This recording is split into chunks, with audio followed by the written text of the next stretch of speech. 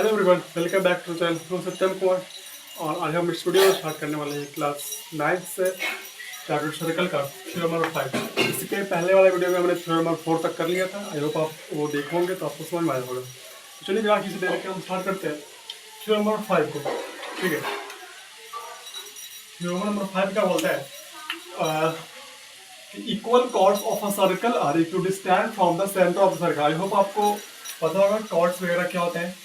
अगर आपने इसके पहले वाला वीडियो नहीं देखा तो मैं आपको रिकमेंड कर सकता हूँ कि आप वहाँ पर जाके देख सकते हो। मैं इसके पहले वाले वीडियो में इंपॉर्टेंट टर्म्स जो भी है सर्कल से रिलेटेड मैं वहाँ पे एक्सप्लेन किया हूँ और 4 थ्योरम भी इसके पहले वाला है। ठीक है, तो आई होप आप वहाँ पर देखे होंगे, नहीं तो फिर आप देख सकते हो। फिर जब चलिए स्टार्ट करते हैं इसे समझते हैं। तो थ्योरम 5 वो कहता है equal chords of a circle are equidistant from the centre of the circle. यहाँ पर ये था समझ में आ रहा होगा, बट इक्यू डिस्टेंस कहेंगे मतलब कि इक्वल डिस्टेंस। इक्यू मतलब इक्वल, इक्वल और डिस्टेंट मतलब डिस्टेंस। ठीक है, इक्वल डिस्टेंस का मतलब होता है इक्वल डिस्टेंस। ठीक है, अभी नहीं समझ में आ रहा होगा, मैं समझाता हूँ इसमें। Equal chords of a circle, इतना समझ में आ रहा है कि एक सर्कल है। ठीक है, एक सर्कल ड्रा कर दिया, सर्कल का सेंटर होगा कुछ। ठीक है, इक्वल कॉर्ड्स मतलब कि कॉर्ड्स क्या था, इक्वल है, बराबर है। मतलब दो कॉर्ड होंगे, अकेले मतलब एक कॉर्ड रहेगा तो कैसे बराबर रहेगा। ठीक है, इक्वल कॉर्ड मतलब कहने का मतलब कि दो कॉर्ड्स है, दो कॉर्ड्स एक सर्कल के अंदर जो कि दोनों इक्वल है। ठीक है, तो मैं यहाँ पे ये एक कॉर्ड ये लेता हूँ और एक कॉर्ड ये लेता हूँ। लेट इसका नाम ए बी, इसका नाम पी क्यू। ठीक है, तो क्या बोल रहा है गिवन हमें क्या है कि equal chords of a circle, chords equal है। ठीक है, प्रूफ करो कि जो इक्वल कॉर्ड्स है वो सेंटर से इक्वल डिस्टेंस पर है। मतलब कि जो सेंटर से और इनके बीच का जो डिस्टेंस है, डिस्टेंस हमेशा परपेंडिकुलर होता है। मैं पहले वाला वीडियो बता चुका हूँ। ठीक है, तो डिस्टेंस हमेशा परपेंडिकुलर होता है। मतलब कि जो डिस्टेंस है इस वाले कोड का और इस वाले कोड का सेंटर से, वो दोनों बराबर होगा। ठीक है, वो दोनों बराबर होगा। तो मैं क्या कहना चाह रहा हूँ कि अगर एक सर्कल के अंदर दो कॉर्ड्स है और दोनों कॉर्ड्स अगर इक्वल है तो उनका डिस्टेंस जो सेंटर से होगा वो भी इक्वल होगा। ठीक है, यही अपना थ्योरम नंबर 5 बोलते हैं। इसे प्रूफ करना है, हमें गिवन है क्या, सबसे पहले हम प्रूफ बनाते हैं। तो सबसे पहले गिवन हमारे पास है कि एक सर्कल है जिसमें कि chord A B is equal to P Q हमें गिवन है। Right, A B is equal to P Q हमें गिवन है।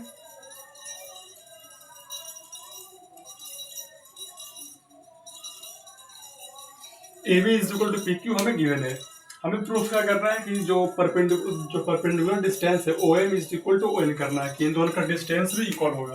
तो हमें प्रूफ करना है O M is equal to O N. ठीक है, तो कंस्ट्रक्शन करना होगा।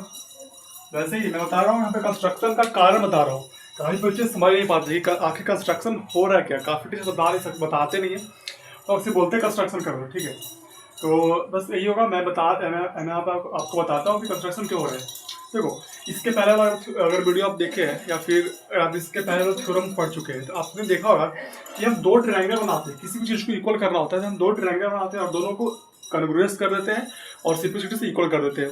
तो यहाँ पर मैं वही सोच रहा हूँ कि अगर मैं किसी तरह से यहाँ पर दो ट्रायंगल बनाऊंगा और दोनों ट्रायंगल को इक्वल कर दूँ तो, और जिसमें कि दो ट्रायंगल कैसा कि जिसमें साइड ओ एम और साइड ओ एम दोनों वाले हैं, बस हम दो ट्रायंगल खोजेंगे और उसको बनाएंगे और फिर क्या करेंगे, दोनों को कन्ग्रुएंस कर देंगे और सिंपलिसिटी से अपना हो जाएगा। ठीक है, तो मैं इससे ज्वाइन कर देता हूँ। ठीक है, और इससे ये हो गया, हमारे पास दो ट्रायंगल बन गया। ठीक है, तो ज्वाइन ओ पी एंड ओ ए। ठीक है, गिव टू प्रूफ कंस्ट्रक्शन। अब आते हैं प्रूफ के ऊपर। ठीक है, अब हम प्रूफ क्या कर रहा है, तो हम जैसा कि हमने ये पहले से माइंड में कर चुके हैं कि ये ट्रायंगल का कन्वर्स दिखाएंगे और सिंपलिसिटी से O M is equal to N हो जाएगा। आइए हम इस ट्रायंगल को कन्वर्स करते हैं। In triangle O M P, in triangle O M P and triangle O N A and triangle O N A we have, हमारे पास इसमें क्या क्या है वो देखते हैं। तो वी हैव, ध्यान से मैं बार बार बता रहा हूँ, पिछला वीडियो बताया हूँ कि सेंटर से एक लाइन सेगमेंट सर्कल के बाउंड्री के ऊपर, इसे हम क्या कहेंगे, रेडियस कहेंगे। और यहाँ पर सिमिलरली यहाँ पर सेंटर से एक लाइन सेगमेंट सर्कल के बाउंड्री के ऊपर, तो ये भी रेडियस होगा। तो मतलब कि इस वाला ट्रायंगल में OA और इस ट्रायंगल में OP दोनों बराबर है, तो लिख सकते हैं हम OP is equal to OA। Reason में लिखे हैं क्या कि रेडियस ऑफ सर्कल, रेडियस लिख देता हूँ, ठीक है। OP is equal to OA हो गया। अब हमारे पास और क्या है, अब ध्यान से देखो, हमें गिवन क्या था, AB is equal to PQ, ठीक है। तो सबसे पहले इसे हम अलग से लिख ले, यहाँ पे आपको एक्सपेरिमेंट कर देता हूँ, समझा देता हूँ कि बी हैव, हमारे पास क्या है, गिवन है कि we have AB is equal to PQ, right. AB is equal to PQ, तो क्या हम बोल सकते हैं कि AB का आधा इज इक्वल टू PQ का हाफ, यही बराबर होगा। नहीं समझ में आ रहा है ऐसे, AB is equal to PQ कहने का मतलब कि ये 10 तो ये भी 10, राइट। अब मैं यहाँ पे क्या कर रहा हूँ कि अगर इसका आधा कर दो और इसका आधा कर दो तभी बराबर होगा।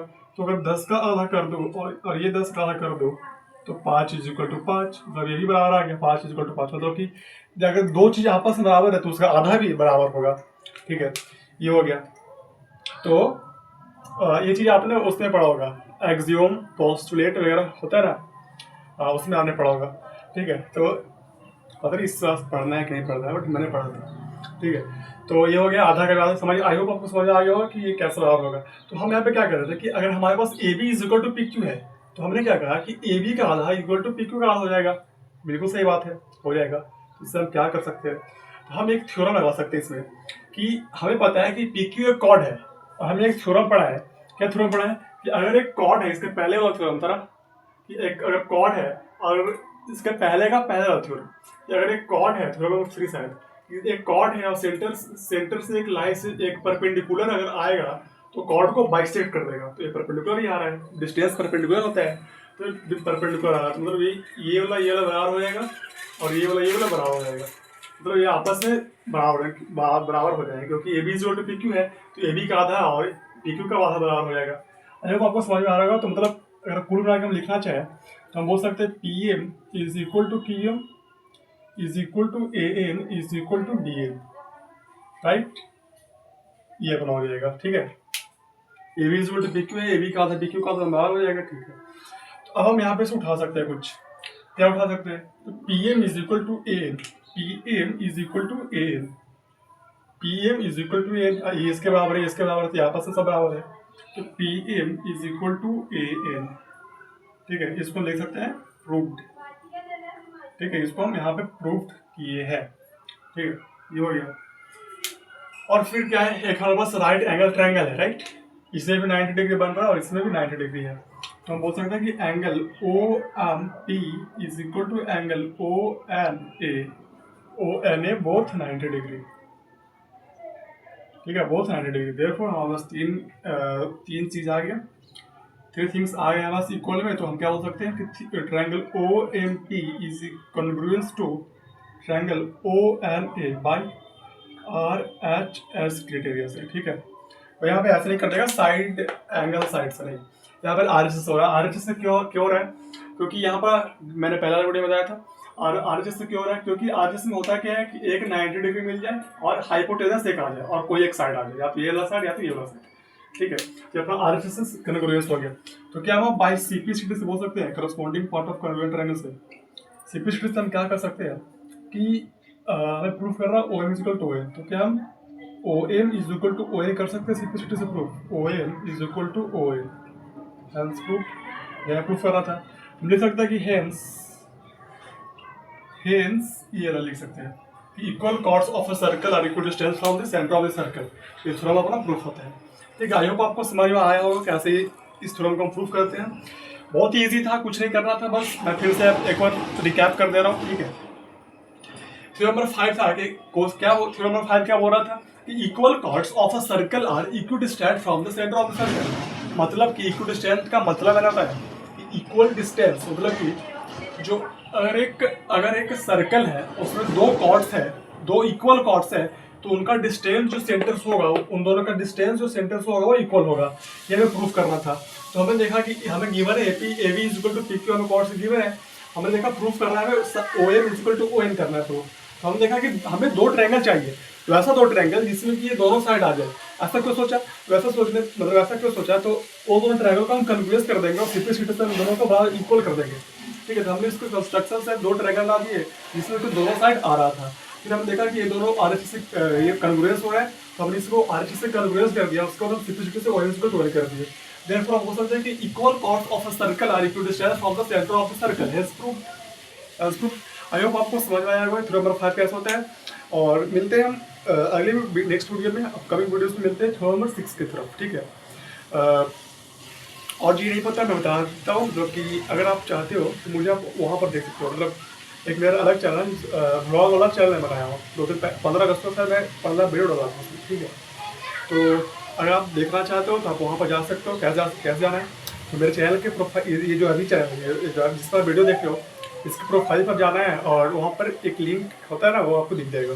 ठीक है, अगर आप जो जाना चाहते हो, देखना चाहते हो, वो देख सकते हो। ठीक, ऐसे इन्फॉर्मेशन दे रहा था। ठीक है, तो अगर आपको यहाँ पे समझ में आया होगा तो बहुत अच्छी बात है, और अगर नहीं समझ में आया होगा तो कोई बात नहीं, वीडियो को पॉज करो, वापस समझो।